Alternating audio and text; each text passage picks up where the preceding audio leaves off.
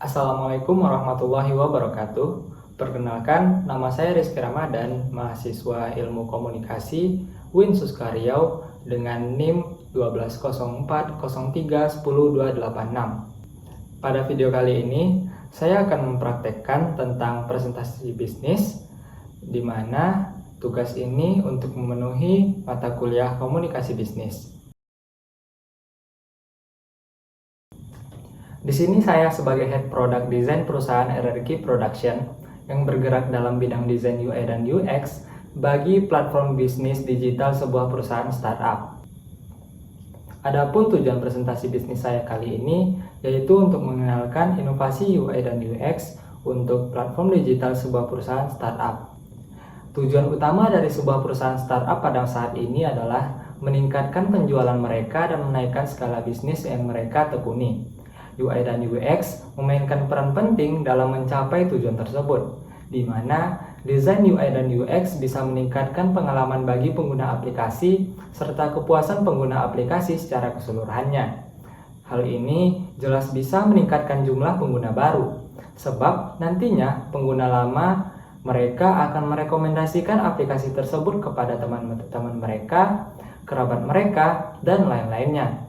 Dalam pemasaran bisnis di era yang serba digital ini, sebuah perusahaan startup dapat memasarkan produk mereka melalui platform digital yang ada.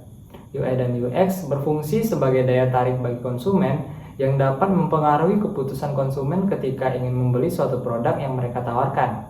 Seperti yang kita ketahui bersama, bahwa minat dan perilaku konsumen, khususnya aktivitas berbelanja pada saat ini yang telah berubah. Banyak konsumen yang akhirnya lebih memilih untuk berbelanja online dibandingkan dengan berbelanja offline.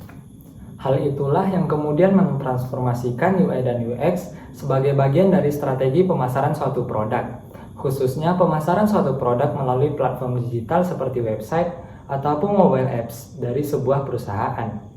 Pada dasarnya, seluruh bisnis membutuhkan potensi keuntungan yang memadai untuk terus dapat bertahan dan meningkat. Oleh sebab itu, langkah yang tepat banyak dilakukan sebagai sebuah terobosan baru yang digunakan oleh berbagai perusahaan.